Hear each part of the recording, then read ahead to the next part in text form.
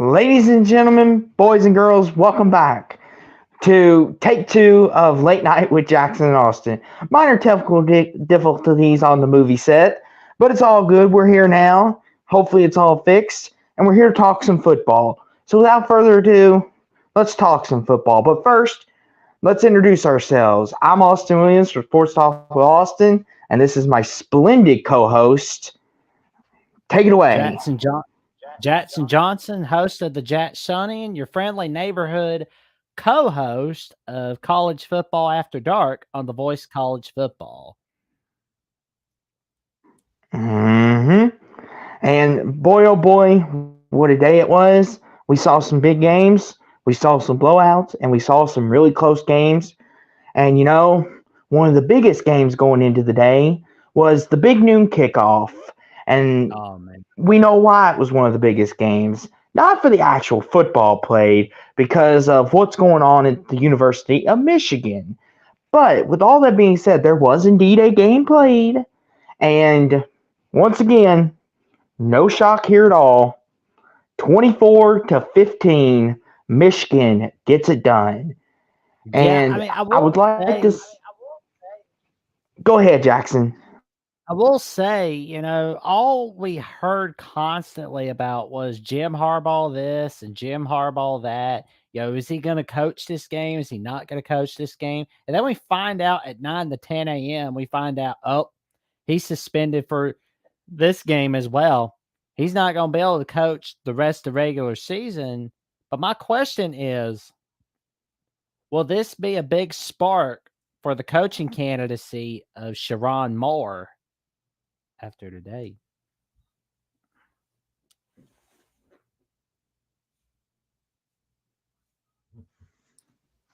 Yeah, I honestly don't know. I mean, my thing is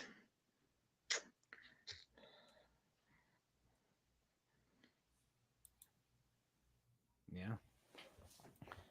I mean, it's just like, wow. I mean, he was pretty happy, for his team, and it was like a lot of his emotions took over, especially at the post game show, post game press conference where he was asked by the reporter, and oh man, but how about Blake Corum? Great game by Blake Corum right there. I mean, 145 rushing yards, 2 touchdowns, 26 carries.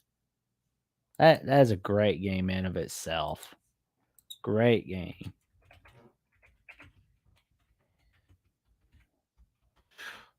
Great one. And, people said that McCarthy was trash. I'm like, come on, man. Don't throw the baby out with the bathwater. You just don't do that. Come on. You just don't do that. Yeah, my partner in crime at the moment is dealing with the technical difficulties at the moment. He will be back momentarily. We also go over a little bit about the stats of Drew Allar. 10 of 22 completed passes and 1 touchdown, 70 passing yards. Oh man, it was just wow. An abysmal game by Penn State. And we see that Penn State was very inconsistent on third down efficiency. 4 of 14 on third down. What is your take on this, my man? I will say, once again, Penn State, big moment, chance to show the world who they are and that they can compete in the Big Ten, and they come up short once again. Drew Allar and that offense was hounded all night, all day long. And the fact that Michigan didn't even have to throw the ball in the second half and they were just able to run it down their throat shows you that Michigan can beat you more than one way. If all this comes out as true that they did cheat and all that, they should get some type of punishment for all of this. But today was not about that. Michigan today showed that they were the better football team regardless of what you wanted to say of, whether they did or did not cheat or if they've been stealing signs, all that went out the window today. And True. Blake Corum, Donovan Edwards, welcome to the party. They've had good seasons this year, but they really hadn't had their breakout games like they have in the past couple of years, and today they had their breakout games. And the Michigan O-line was able to punish Penn State's D-line. And once again, Michigan's defense rules the day. And what's really interesting is Drew Aller, that man, there was a lot of hype around him. And it just seems like in the big moments, he still can't get the job done. Like, Penn State is back to being the Penn State of the past 6-7 years. And you want to know something else, Jackson? A lot of people pick Penn State to go to the college football playoffs. I just want to know, what did they see in this team? Because the last two performances against Ohio State and Michigan, they're the same Penn State team they've always been. Michigan State, Penn State is gonna win their last two more than likely, go 10-2 and make a major bowl game and win that, and everyone's gonna be saying, Penn State, we're back, we're gonna beat you next year, just wait. Just like they did last year. And it's happened, It's happening again. It's a vicious cycle, Jackson. Well, what do you think on that for people that say Penn State is back and that they're going to go to the playoffs? What do you think of that? Well, I mean, when people say Penn State is back, let's see what they can do against Michigan or Ohio State first. Then we'll talk. But the thing is, they're lucky that a 12-team playoff is coming next year, because they won't necessarily need to win the Big Ten or go 11-1. They just have to go at least 10-2. Perfect, right? Yeah, perfect. And I will say this though. Jackson.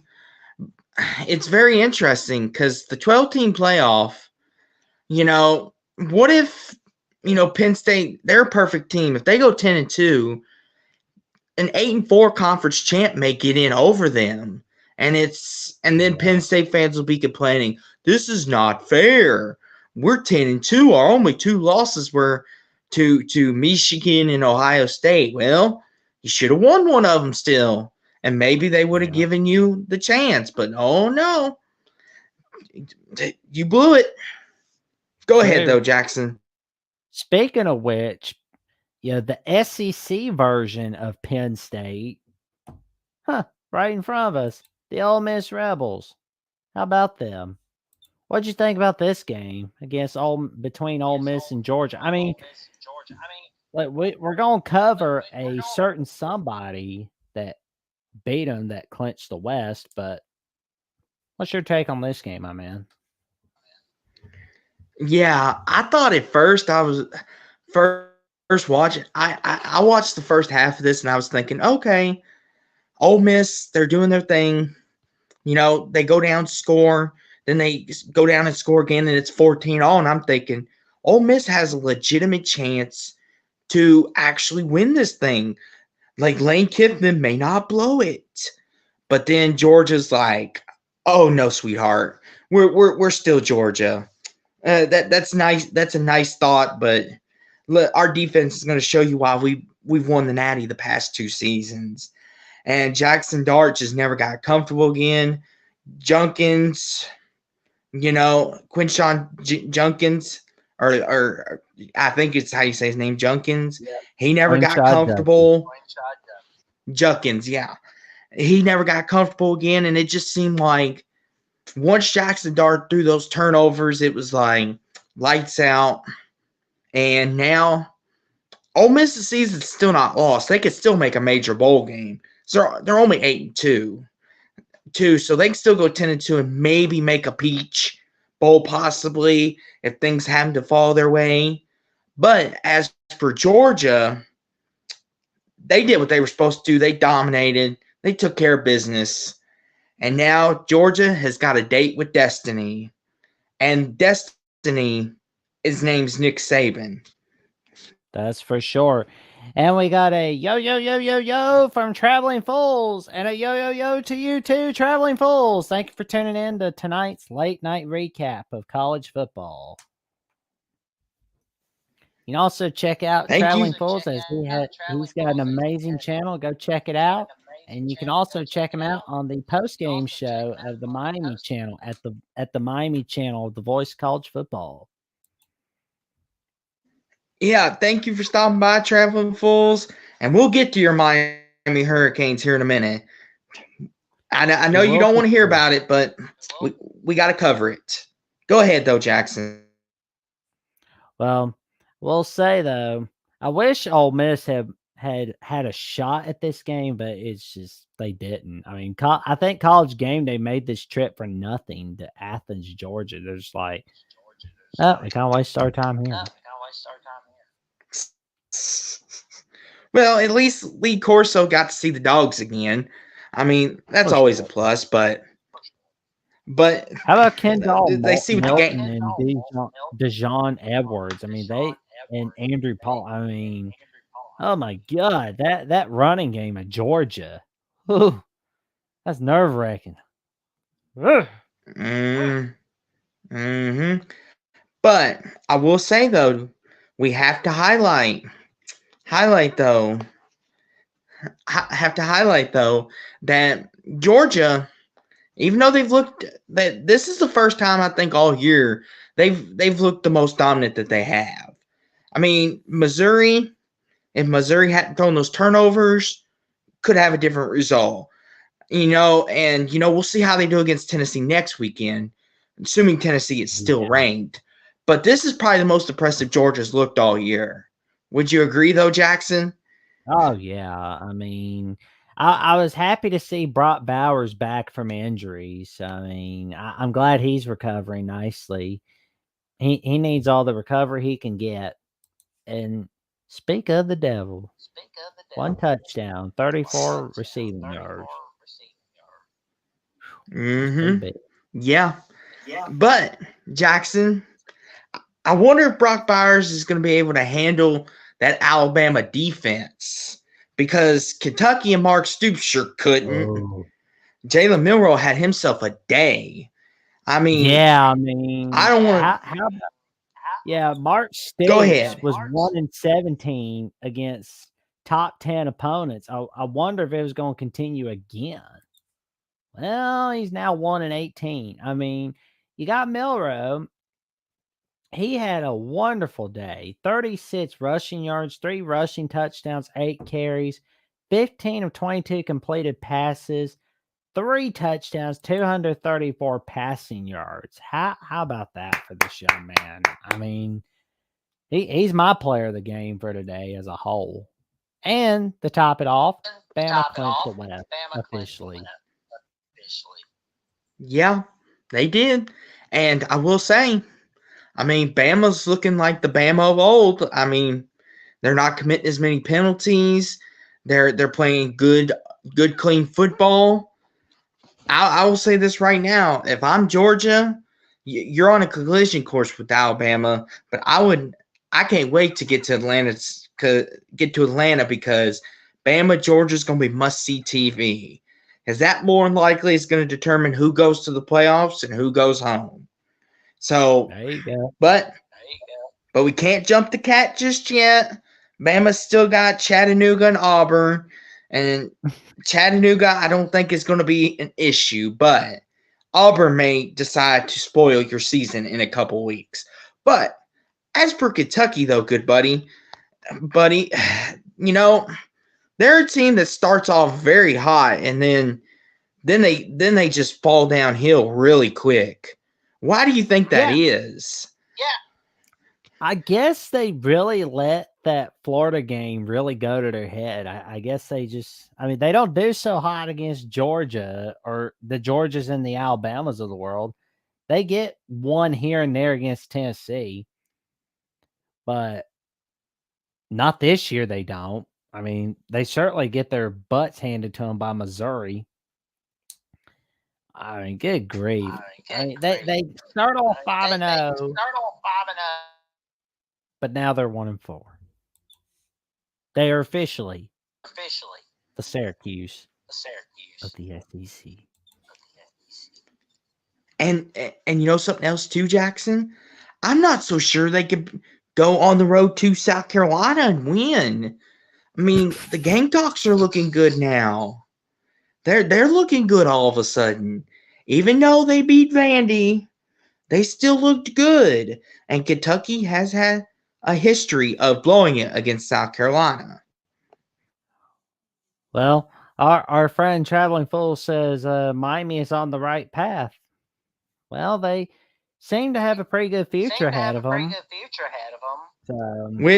But not today. They didn't against Florida State, but they where they got whipped. So, well, I'm glad we're on the subject of Miami. Let's talk about Miami, shall we? Because they almost had it. They did. But you know, Miami's gonna Miami. I mean, Jackson. This reminds me. This Florida State season in general reminds me of the Jameis Winston years, where the year that they kept winning and winning and winning, and people kept saying, "How in the heck are you doing this?" Because they almost lost to BC, they almost lost to Miami, they routed LSU. It took overtime to beat Clemson. Florida State is a very Jekyll and Hyde team that keeps winning, but cannot win one way or the other.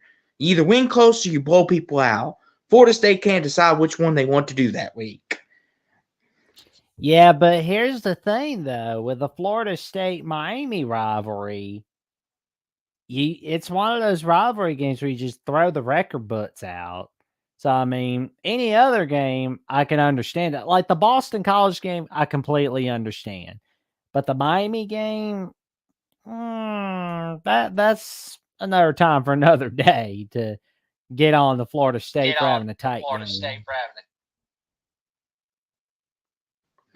I mean, true, but Florida State is a better team than Miami. And the fact that they played them so close, I get it, it's a rivalry, you throw it out the window. But if Florida State is everything that people say that they are, they need to win this game more convincing. Because let's be honest, like, I know you hold certain teams to certain standards.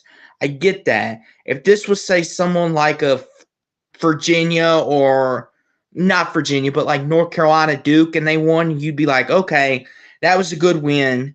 But for Florida State, we kind of look at it as, hey, you want to be considered one of the best with the Georgias, the Michigans, the Ohio States, right? You need to beat teams that are inferior to you. You need to beat them down and show everyone who you are.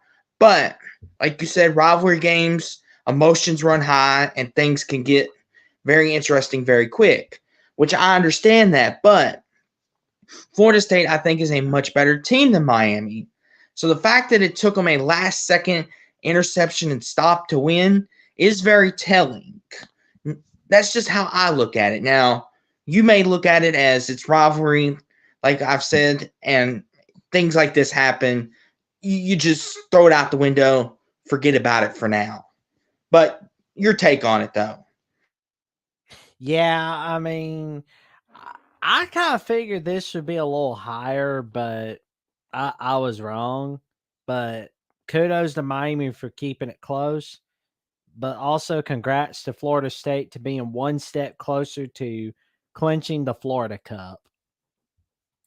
And unfortunately, that interception by Tyler Van Dyke, I mean, that kind of just killed the momentum. You know, it kind of just got rid of any shot they had of winning. But I will say, if you're still here, traveling fools, guess what? Next weekend, we're coming to Miami, and we're coming to kick some Kane butt. Good buddy, I want to let you know that Jack Plummer and my boys are coming to Miami, and we're coming to get that W.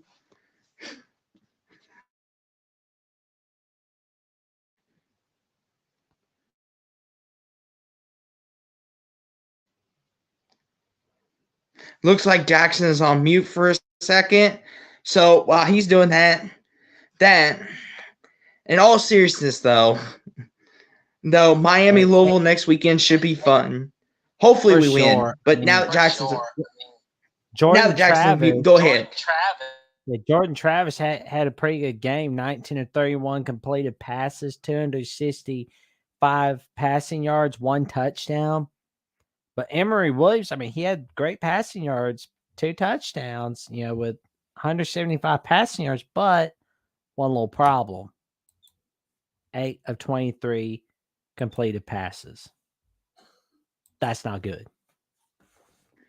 Yeah. That's very concerning. 8 of 23? That's not going to win you very many ball games. But I tell you what, though, Jackson. If Florida State keeps messing around, somebody's going to get them soon. Whether that be Florida in a couple weeks or whoever they end up playing in Charlotte. Hopefully it's my boys in the Ville. Someone might catch them before they get to the playoffs. They're dancing with destiny. But speaking of the playoffs, good buddy, did you see what Ohio State did to Michigan State tonight? They acted like they owed them money. Marvin Harrison Jr. I mean, go ahead, give him the Heisman. I mean, unbelievable. I didn't expect Ohio State to beat them down by this much. I was thinking Michigan State would put up a nice fight, but Lord have mercy. Ohio State. What did Michigan State do to deserve this?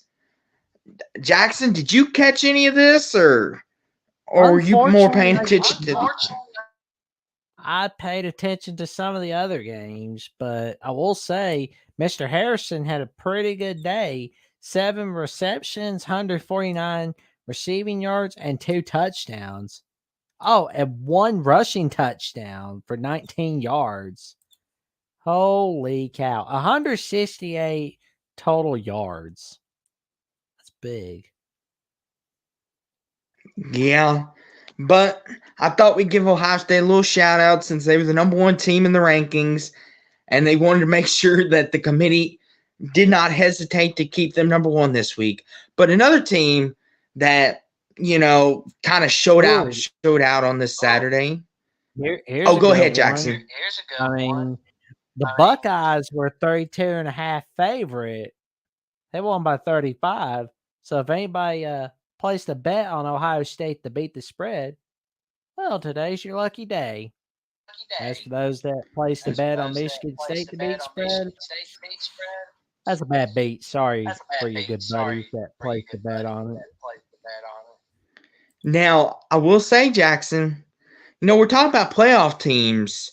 Washington, they keep finding ways to win. And they played a really good game against Utah. Michael Penix, a doomsday. Boy, oh boy. What a game that was.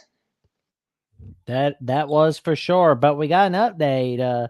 Oregon is winning 29-14 against USC in the battle for the second spot of the Pac-12 title. How'd you get that mixed with So we got ourselves a motion for second spot. But we'll get to more on that in a minute after this game. We see that Mr.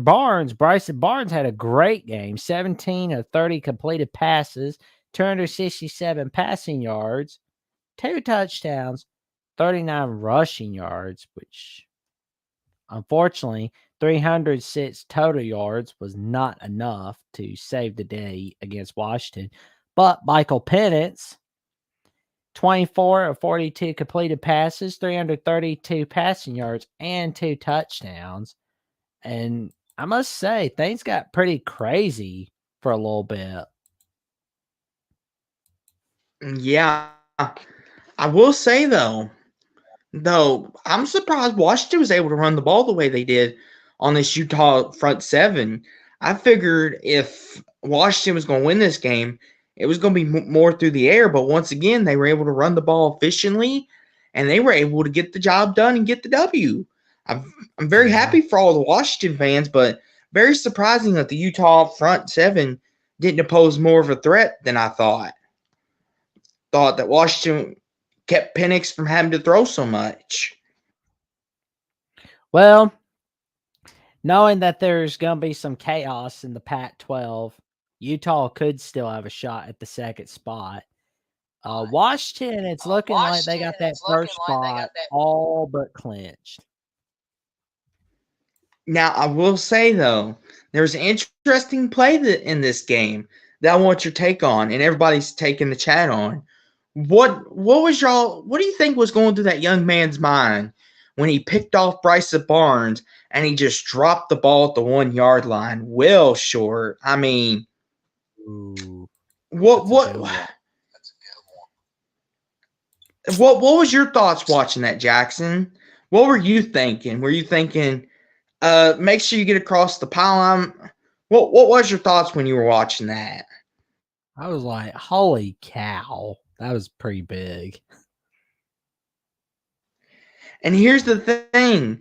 None of the Washington defenders got on it. They acted like he scored, did not pay a bit of attention. Like, do you think that was just them celebrating in the moment, or do you think it was just them not being coached up the right way? Like, hey, finish the play, and then once you get across, then you can drop the ball. Don't drop it halfway to the goal line. Or do you think that was just them in the moment and they lost track? In the moment, they lost track. But then Washington's defense got to safety, and then it basically didn't matter. But that could have been a huge turning point if Utah would have scored. I know, Jackson. Man. Oh, man. I know if Nick Saban was down there coaching today, he would have had them running laps after practice over that. He does not. Yeah. And I'm sure Mr. Kalen DeBoer, I'm sure he had a word with the young man. Finish the play and then go celebrate. But, Jackson, the celebration is over in Colorado. Prime time is not having fun anymore. But Arizona is going. But Arizona, they are boogieing, Jackson. And I have to give you credit on this one. You did pick Arizona, I believe, to go 6-6 or 7-5 in the preseason. Shout out to you believing in them. Well, I figured they'd be making a jump, which I'm sure a lot of people did. I just didn't think they'd be competing for a second spot in the Pac-12 title game. But how about Noah Fifita? 21 of 35 completed passes, 214 passing yards, 2 touchdowns. Good grief. Yeah. Arizona and Jedd Fisch, what a heck of a turnaround. I mean, Arizona hasn't been this good since I can last remember. And here they are, 7-3. Well, the last time they had a really good season was 2014. That was when they went to the Fiesta Bowl, played in the Pac-12 title game against the Oregon Donald Ducks. And now the questions will begin to circle. What is wrong with Colorado? This is very disappointing. I had picked this team to go 7-5. Boy, was I wrong. Well, as our friend of the show, Matt Zemet, editor of Trojans Wire at USA Today and co-host of Trojans Conquest and co-host of USC Football at The Voice College Football, said today, Colorado should have a lot of luck beating Washington State, but Utah, Good luck. Yes. Bowl eligibility today would have been their best chance, and they didn't get it. And obviously, Travis Hunter, he's going to be back next year. He's only a sophomore, so he's got to come back. Shedeur, I believe he's coming back. I know Shiloh, I believe he's coming back too. Everybody, I think, is returning. Xavier Weaver. Now can Deion get some more talented recruits in there, fix that defense, fix the O-line up, and get things going again in Colorado. But not to take away from. I wonder. I'm hoping. I don't know if we'll be able to see this game next year. Oh, yes, we will. We will see this game next year in Tucson, but as a Big 12 conference game. How'd you get that? Colorado's going to have this game written down on their calendar. They're not going to be forgetting. Indeed, this is going to be one that they're not going to forget for a while. I believe Deion is going to look at all those games that he lost this year, and if he plays these teams again, you better bet your butt he's going to have them circle. But I will say this, though. Another team that is going to have another game circled, Oklahoma State. What in the blue moon are you doing? Do you not understand that you are in contention for the Big 12 title? And you were the team that beat Oklahoma in the last edition of the Bedlam. You were the team that had gone on this winning streak, and we were talking all good about you, all the hype, and then you do this to us. You're making us look like fools. Me and Jackson were buying the hype. We were on the Ollie Gordon train. Go ahead.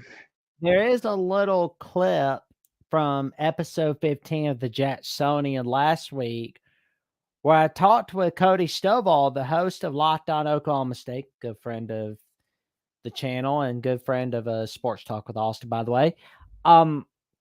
We talked about how it would not surprise me if Oklahoma State won the Bedlam, but then lost to Central Florida. But knowing how Central Florida is, they'd be winning this game and everybody would act like it's the greatest thing ever. But because the thing about Malzahn is that they are he always leads the most Jekyll and Hyde teams ever. And today, Central Florida had their Jekyll moment. I mean, John Rice Plumlee. Oh my God. 11 of 18 completed passes, 299 passing yards, 3 touchdowns. My God, RJ Harvey, or should we just call him Hurricane Harvey? Good grief. I mean, 24 carries, 206 rushing yards, 3 touchdowns. Kobe Hudson. Yeah. Kobe Hudson.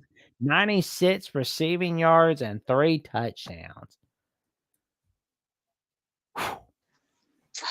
Yeah.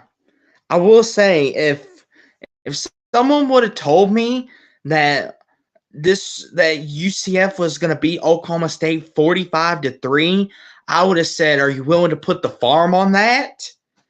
Boy, oh boy, I would have lost the farm today because I did not have this in my score prediction. I believe I had Oklahoma State 34, UCF 28, I think, in my prediction, in my preview. I did not foresee this coming. I don't think anybody did. I figured this would be close because, Oklahoma State, they're coming off the big win. They might have a slow first half, and then they were going to pick it up. They had a slow first half and then some. They didn't come to life all day long, and then they were turning the ball over. This was just a classic hangover game. I mean, Jackson, we know hangover games, some people say that's just superstition. I disagree with them. They need to go watch the tape of this. Oh, this God, is the hangover game. Oh, no. Alan Bowman. That's bad. That's bad. Oh, Lord. I'm not even an Oklahoma State fan, and I'm just sad recapping this. I feel sorry for all you Okie State fans out there tonight and your sorrows. This is don't be sad because they still have that head-to-head win over Oklahoma and Kansas State. And we're going to mention that is true. Look at the difference that makes. Well, Jackson, speaking of Kansas, boy, oh boy, did they have an eventful afternoon. Boy, oh boy. Texas Tech. This is why we can't trust nobody in the Big 12, period. Because they do this to us. I know, but the thing is, Mr. Bean got hurt today, so that was one of the reasons why Kansas lost. So I'm not going to criticize Kansas too much.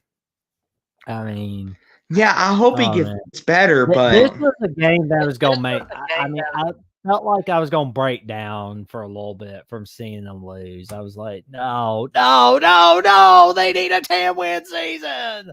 They need a 10-win season. They got to have something to celebrate other than college basketball. Come on, Kansas. Oh, good grief.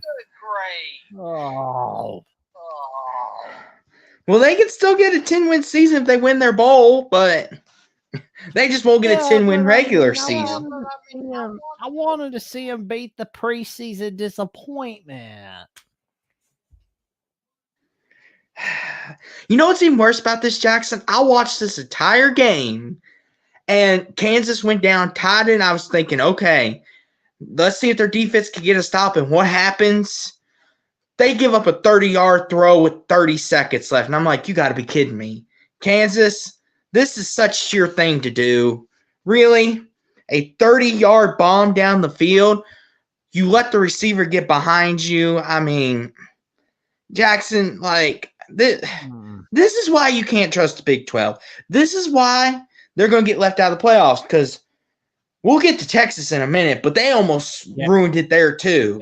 I would not. Don't throw the baby out with the bathwater in the Big 12 just yet, my guy. Don't throw the baby out with the bathwater. I mean, here's the thing, Jackson. We're waiting for Texas to throw the shoe out.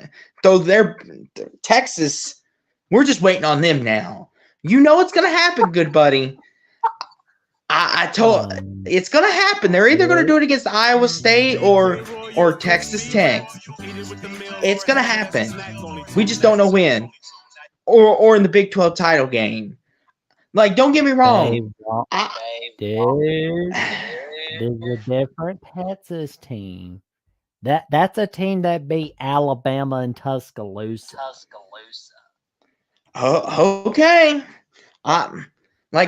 Trust me, I'm all ears. If Texas runs the table, I'll eat my crow. But the way that they've been messing with teams, something tells me they're going to blow it before they get to the championship game. Like, no, dude, they're not. They're not going to blow it. I will tell you right now.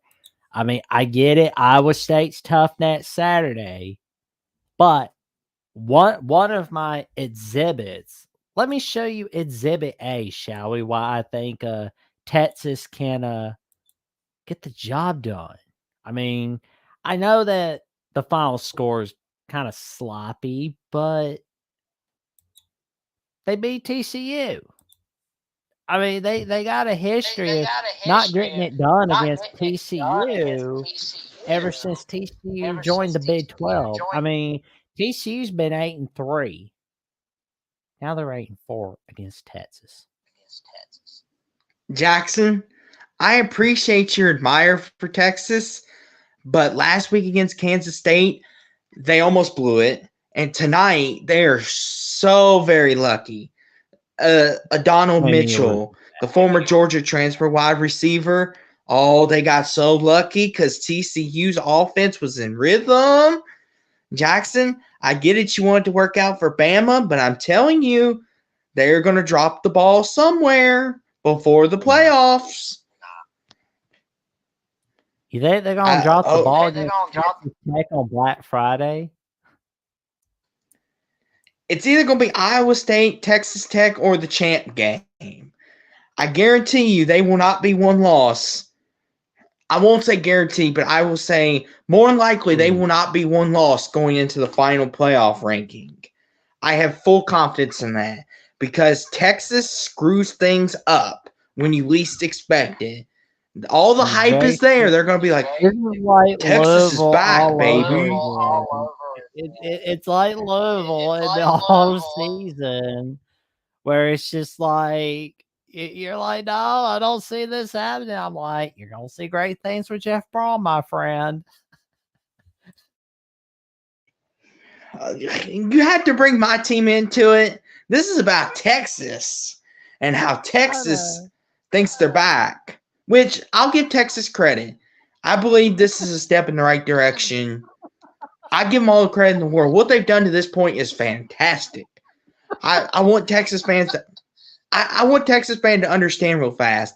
I don't have any problem with Texas whatsoever.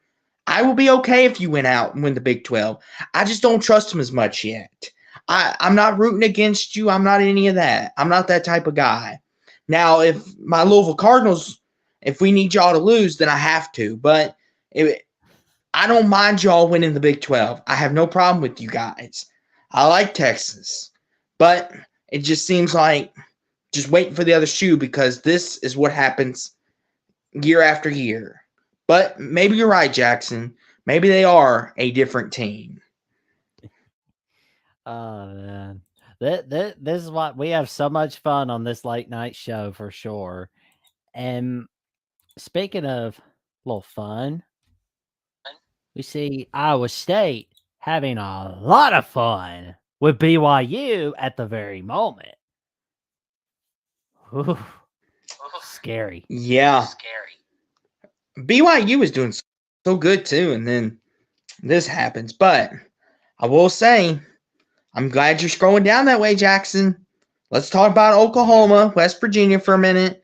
Let's give Oklahoma credit. They bounced back, and they look good doing it. Now, I don't know if that was just because it's West Virginia, and West Virginia has a tendency not to play good, or if this was legitimate. Oklahoma was able to find a way back. Give me your take on it. I think Oklahoma's finding their way back. I mean, Dylan Gabriel had a great game today. I mean, 50 rushing yards, 3 rushing touchdowns, 11 carries, 23 of 36 completed passes, 423 passing yards, and 5 touchdowns. Holy cow. 8 total touchdowns and 423 plus 50. That is 473 total yards as a whole. Kid is dynamic. Yeah. Yeah. I will say though, for Oklahoma though, this is impressive, but into context, it's West Virginia. I know if Joey Foster's out there watching, I mean, no offense by that, but we know West Virginia has no defense sometimes. And I think today was one of those days. But for Oklahoma, Jackson, do you see a path to the Big 12 title game, or have they lost too many tiebreakers? Let's look at it, shall we? I mean, they have to win out against BYU and TCU, no doubt. And you see here are the Big 12 standings. Now, they don't play Kansas State, which on the one hand, that's a good thing, but on the other hand, that's bad. So what are they going to need? They're going to need Oklahoma State to lose against either BYU or Houston. Ta-da. They got to go to Houston next Saturday. And then they got BYU on rivalry week. So we got ourselves quite a fits for the Big 12. Now, would you like to hear about Kansas State? Sure. Enlighten me. Is there a path for them? Absolutely. Well, they smacked down the Baylor Bare Necessities today, 59-25. But of course, they have to win out against Kansas and Iowa State. Now, we don't know what they need from Oklahoma, but they definitely need some big wins because, I mean, TCU, Houston, Baylor, Texas Tech are not getting it done for you. But they got to beat Kansas, Iowa State, and they may need Oklahoma to lose another game. And they definitely need Oklahoma State to lose again. Yeah. And while we're on these scenarios, Texas wins next week. Does Texas clinch a spot? Because as we could tell, they've only lost one game.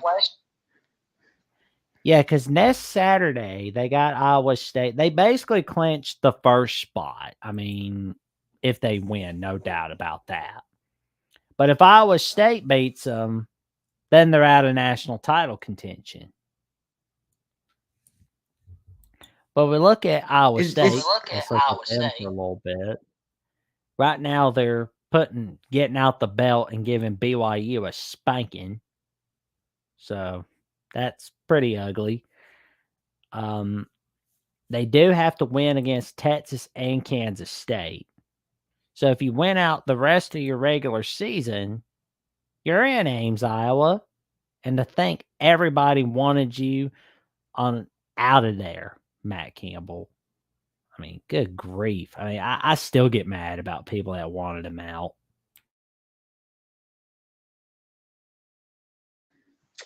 Yeah. But I will say, though, we have some more interesting scenarios, not just within the Big 12 because, well, let's be honest, the SEC is clinched. It's Georgia, Bama.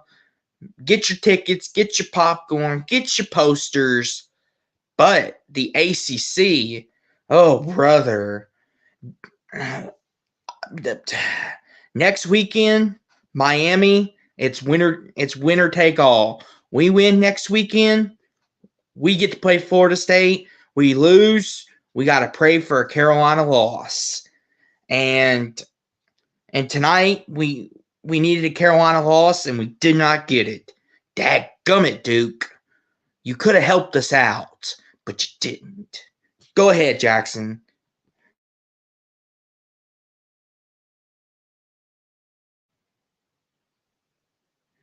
You're on mute, good buddy. The good people can't hear you at home. Oh, impressive win by Louisville Thursday night against Virginia.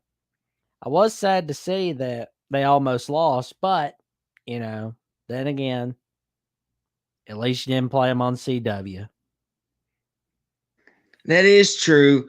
31-24. I'll briefly touch on it. And honestly, CW curse got broke. Yes. We'll touch on this real fast. Congratulations to NC State. And by the way, NC State, thank you for keeping up winning. Makes our win look better over you to the committee. But go ahead, Jackson. Yeah, I mean, I noticed that Brandon Armstrong had a pretty good game. 96 rushing yards, 1 touchdown for rushing, 15 carries, 1 passing touchdown, 111 passing yards, 12 of 17 completed passes. Oh, not bad, kiddo. Not bad. 26 points. Good gracious. I mean, that North Carolina State defense looked pretty impressive. I mean, they only allowed 7 rushing yards and they forced 2 turnovers. Yeah. I mean, the CW curse got broken today. That's a plus. Ooh. There you go. We're going to cover North that Carolina. North Carolina. Ooh. Yeah, so for anyone that's not in the ACC loop, which obviously I am because I am a Louisville fan, if you all cannot tell by the way I act to some things. So what's at stake is if Carolina would have lost this game tonight to Duke, we would have clinched, and it would have been us, Florida State, and we would have been like Bama, Georgia. We would have known our destiny. But since Duke could not get the win, we've got more football to be played, especially next weekend against Miami, because we need one more win. Carolina needs us to lose one more, and they went out therein. So, makes for very interesting scenarios. But as for this game here tonight, like, I just got to ask the question, Jackson. If Riley Leonard was healthy and playing, does Carolina still find a way to win this game? That would be a toss-up, honestly. I mean, I think, if it's like this big a toss-up tonight, I probably would pick Duke if they had Riley Leonard. I mean, here's the thing. I mean, what a game this was, though. Look, because I watched the entire thing with all the implications involved in it, and it was a great game. I took my blinders off, and I was like, okay, I'm going to watch this unbiased, not root for one or the other, try to be unbiased. And, Duke played a heck of a game, but Carolina just made more plays. Drake May did his thing. And Duke, Tremont Waters, I think is how you say his name, had a nice night on the ground. Duke's a nice football team. I think they'll be okay without Riley Leonard, especially if they can get the running game going. I think they'll be fine, especially when Riley Leonard's ready to go pro. Well, we got the last two games of Duke's schedule. I mean, they got Virginia and Pitt. So, I mean, got pretty good practice games for the bowl game. So, but as for North Carolina, they're fighting for that second spot, of course. So what they got to do is hope for Louisville to lose next Saturday against Miami. And they got to win out, especially on the road against Clemson and North Carolina State. But my advice for any team in all college football, pros, anybody in general, don't put yourself in a position where somebody has to lose for you to benefit. So, real quick, like my anxiety level is going to be off the roof this coming week because it's this week, Jackson. We have to treat this as a mentality as it's winner take all. It's basically we cannot rely on Clemson or NC State to beat Carolina. We just can't. We have to take care of business ourselves. We cannot say, oh, Clemson or NC State will take care of that for us. No, we have to treat the Miami game as this is it. We don't win this, we don't go to the title game. We have to treat it like our life depends on it. That we have to treat it like there is no tomorrow. And I love this team to death, but this is the best chance we've got. And that's saying a lot because we had Lamar Jackson. And this team here, the fact that we're this close on the cusp of greatness, boy, oh boy. And Jackson just had her schedule pulled up. Next weekend, we have Miami on the road, but then we have Kentucky. So, North Carolina's got all the pressure because they still have 2 games. So, even if we do lose, they can't say, oh, we only got 1 conference game too. As long as we win, we're good. No, you don't. You still got NC State on rivalry week. And you don't think the Wolfpack would look back and say, why don't we spoil North Carolina's hopes? Why don't we?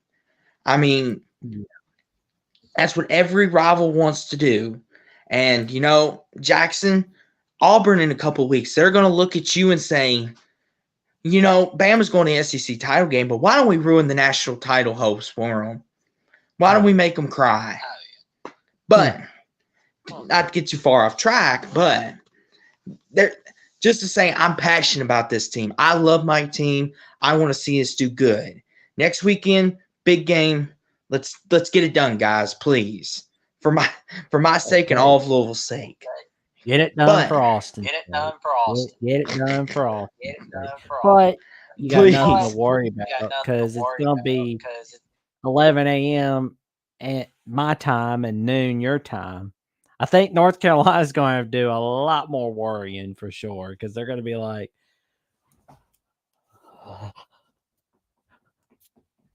tell me Louisville's losing. Tell me Louisville's losing.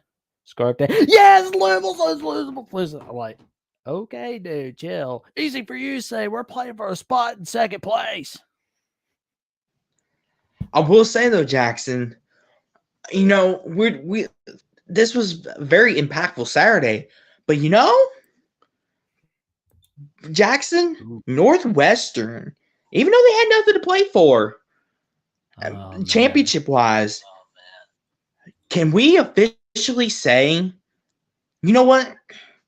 I'm gonna let you get to this because I think we owe Northwestern an apology for what we said about this team in the offseason. Go ahead. I mean, all of us owe Northwestern an apology. I mean, it's just good grief. But something else on the line. That bowl streak of Wisconsin. And, the one and only Mark Rogers of the Voice College Football pointing out that if Wisconsin does not win one of their next two games, Nebraska or Minnesota, they will come up short in bowl eligibility. And it'll be the first time in a long time that they've come up short since like the Barry Alvarez era. Good grief. 21 years, 21 straight years. So it'll be the first time since 01 that they've come up short of a bowl game if they miss. So Wisconsin better step it up. But in the meantime, congratulations to Northwestern and everyone in Evanston, yes. Illinois. Now, here's a good question. Who does Northwestern have left on their schedule? Because I believe they're 5-5. They need one more win. Illinois. Ooh, bowl eligibility is in their grasp, and we all know how Purdue is. I think they're not very good this year. I think the Big Ten West just like handed the division title to Iowa. They're just like, here, you deserve it. Bye. Yes, I 100% agree. Everyone was like, who wants to play Ohio State or Michigan? They're like, not me. Yeah. No, you go play them. No, you go play them. Iowa, here, you have it. No, we don't want to. Here, Rutgers. I mean, not Rutgers. Here, Northwestern. Even though you're terrible, let's blow the game to you. Maybe you could get up there. No, Nebraska. How about you? And they're like, Iowa. Your offense is pitiful anyway. There you go, mophead. How about you go play Iowa? Now, when I say go, we'll all point to the right. Go! But speaking of Iowa, how did they do today? Did they try to give it away again, or did they get it done? Over-under on Iowa Rutgers was 27.5. Guess how many points were scored in today's game as a whole? 22 points! Oh, man. Personally, I said on Twitter today, I'd be merciful on this game by putting it at the over-under at 24 points. Got close.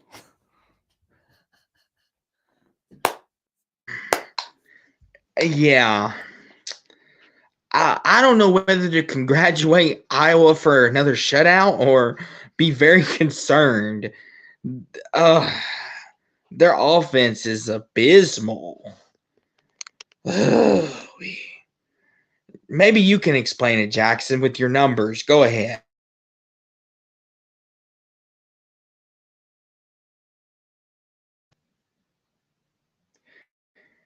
Well, Jackson's on mute again, folks. Oh, I'm back again. I forgot. Sorry. I thought I was unmuted.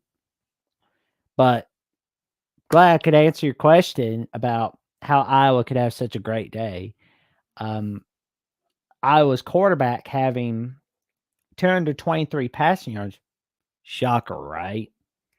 20 of 31 completed passes, 1 touchdown. Ah, man. It's impressive. I mean, and Rutgers is still bowl eligible. There always is that. But Yeah, that's here, I say be thankful Errol, for the little thing. I will say though, Jackson, another team that will not be bowl eligible, and shout out to our good buddy from Only Talk, Jeffrey from Only Talk Sports. His Indiana Hoosiers will not be going bowling this year. Once again, they failed to make bowl eligibility as a 48-45 overtime loss. Here's Go ahead, the thing that Jackson. shocked me. This was like a Big 12 game, not like a defensive slugfest in the Big 10. I mean, everything's a little topsy turvy, and I mean, the odds makers even agreed. I mean, they had the over under being 43 and a half total points. They didn't think it was going to be 93 total points. Well, more than double. Way more than over. But a big win for Brett Bielema and the Fighting Illini.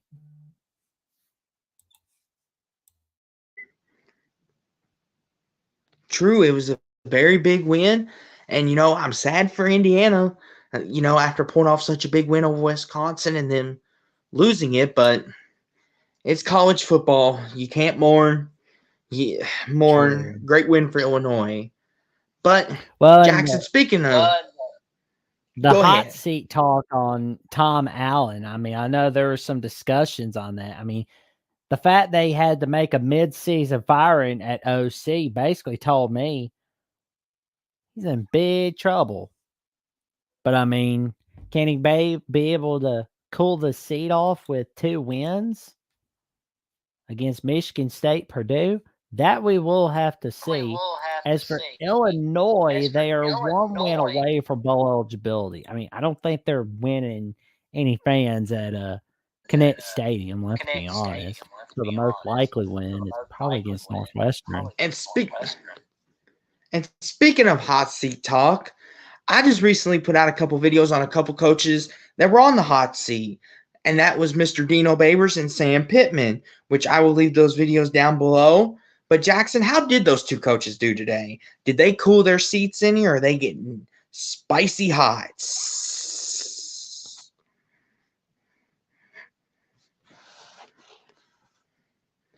How did Mr. Dino Babers do? Oh my gosh. Syracuse won. Jackson's so excited he was muted. Oh my gosh. Yeah. Well, I mean, Dino Babers and Syracuse Orange, they were able to get the job done, shockingly, at Yankee Stadium, none other the less.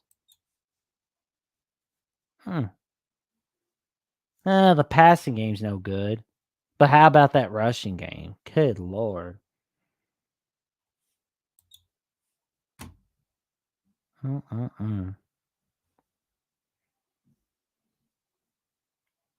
I mean, very true. I mean, but once again, Pittsburgh, once again, shooting themselves in the foot. But I will say, though, Jackson, do you think Dino Babers' seat has cooled any, or is it heating up? He has to win at least 1 more game. He has to make sure Syracuse wins at least 1 more game for bowl eligibility. But then we're going to find out on Black Sunday, which I believe Black Sunday will be November 26th. And we're going to find out whether he's fired or if he's got that vote of confidence for 2024. And most of the time when you got a vote of confidence, that means you're on the hot seat for next season, buddy. And most likely, you're basically on a make it or break it for at least the next 4 to 5 games to start off next season. So very true there, Jackson. But I will say, though, he could very potentially cool his hot seat. But Jackson, what about Mr. Sam Pittman? Oh, Because SEC country can be very brutal sometimes and very unwavering. Did he that get a makes me win to feel. possibly? Oh, go ahead. This makes me feel like Black Sunday is coming tomorrow for Arkansas. Possibly. I'm not saying it will. Not saying it won't. But this is SEC country, and it's pretty crazy. Holy Hannah Batman Jackson, am I seeing that right? 48-10. Yes, Jackson, you are are, you sure friend. this was it? Are you Yep, sure this that's was right. this year? I'm positive, friend Robin. Rot Raggy. I think Sam Pittman. I think he's out of Scooby Snacks. Oh, Arkansas! Did you even come to play today? Good groogly moogly, Robin. Oh Lord. Oh, I saw the first quarter and it was competitive, and then I guess Auburn decided that they were going to make sure he was going to get fired after today. Good googly moogly, Sam Pittman. Do you not understand you're an SEC country? You can't be losing games like this, son. Arkansas, have you booted out that door? Have you booted out that door quicker than a $2 snake bag on a Sunday? Good grief. You know how Pittman always says, turn that damn jukebox on. Well, we're going to have to say, turn down that jukebox, unfortunately, because it is not looking pretty, folks. It is not looking pretty. Ain't that the truth?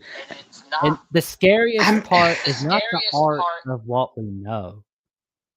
It's always the art of what we don't know. Oh, Lord.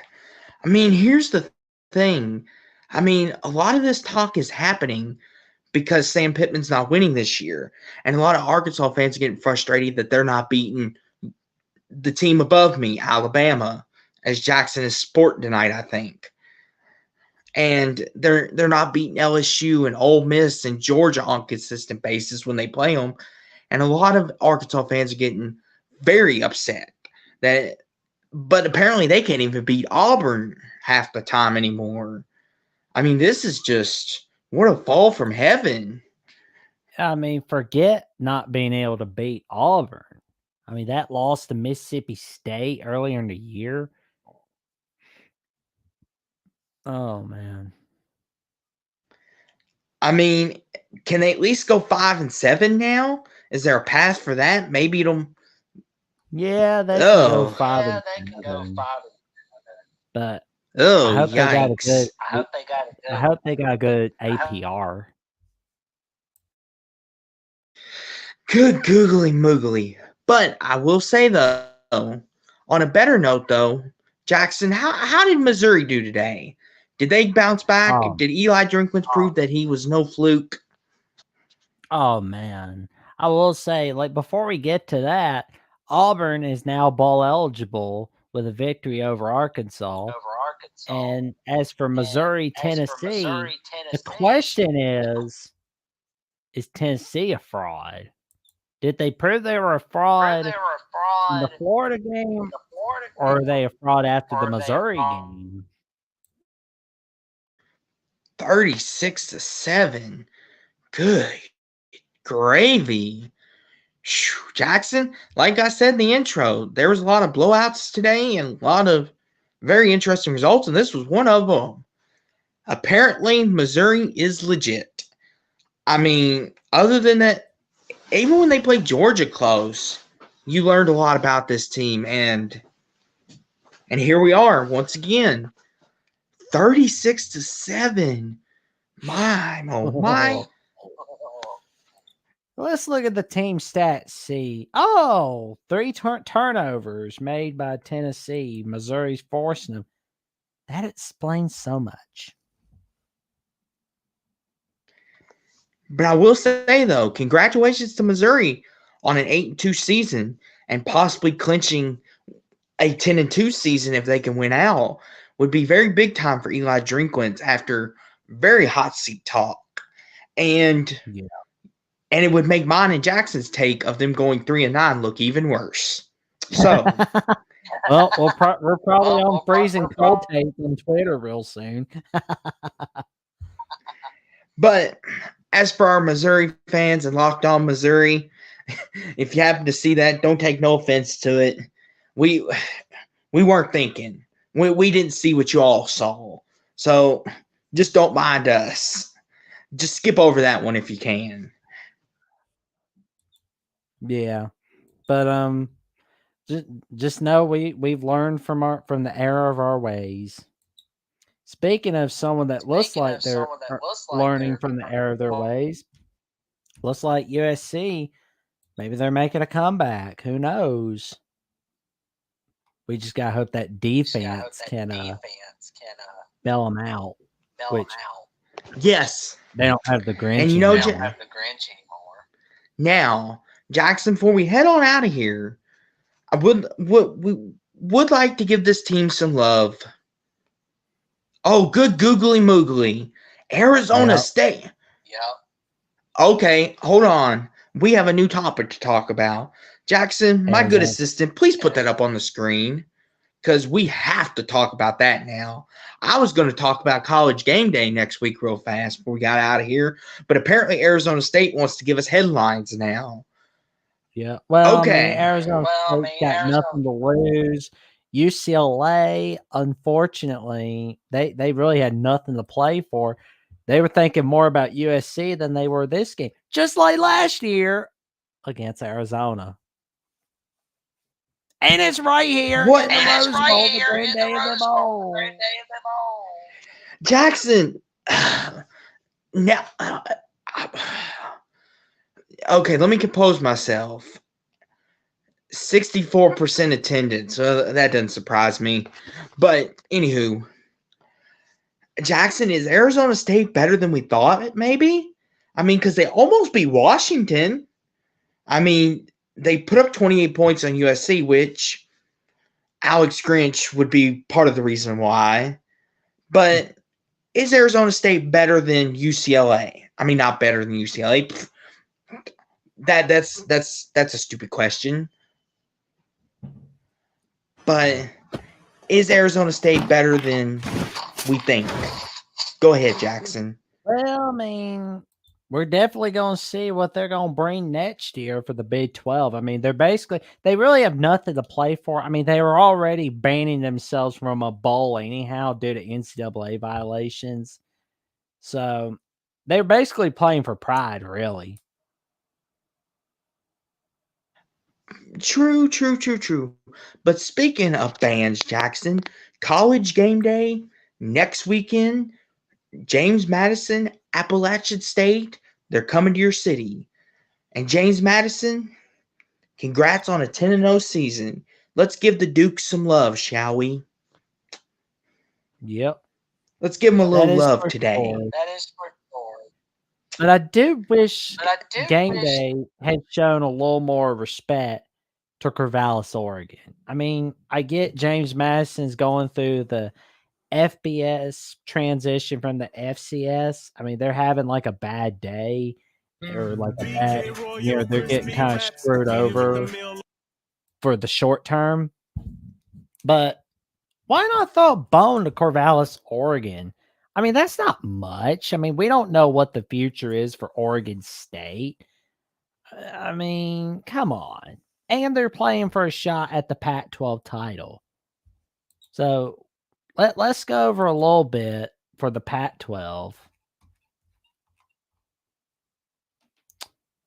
With Oregon likely winning against USC or, pending the outcome, we see that Oregon, they don't have Arizona. Utah's likely out. And Oregon State, they basically just have to win out to earn a spot in the Pac-12 title. As for Arizona, Yes. they got to beat Utah. They got to beat Arizona State, of course. But they need Arizona State to do them a solid next Saturday, and Oregon State do them a solid if Oregon wins tonight. But if USC just somehow makes a comeback tonight, Arizona's got a lot of luck they're gonna need. They're gonna need UCLA to bail them out. And I forgot Arizona's got Utah on their schedule, so how could I forget that, Billy? But it should be very interesting, to say the least, because I believe if Washington wins next week, I believe they clinch a spot, at least a spot. Yeah. But should be interesting. But should be very interesting. Now, one interesting thing before we head on out of here, and I want to get your opinion on this, Jackson. Who's your favorite to win the Heisman right now? Who are your 3 finalists? Put you on the spot. I only got one man, one name. Michael Penix Jr., baby. Michael Penix Jr. I will say, I think it's Marvin Harrison Jr. Ooh. There we go. Now, let's take a look at the Big Ten.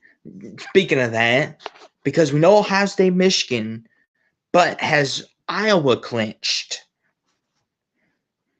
Basically, they clinched a share of the Big Ten West Division. But if they beat Illinois next Saturday, they officially clinched the West Division. Interesting. But should be very interesting for this upcoming week. Next week is Cupcake Week, which means Alabama, Georgia's, the Ole Misses, a lot of them are going to be playing cupcakes. So we probably will not be talking about them much next week. But we do have some good headliner games. The thing about college football is every time there's a sloppy week ahead of us, we got some big upsets coming up next week. I just wonder which one of them we're going to cover. But stay tuned to find out next Saturday night.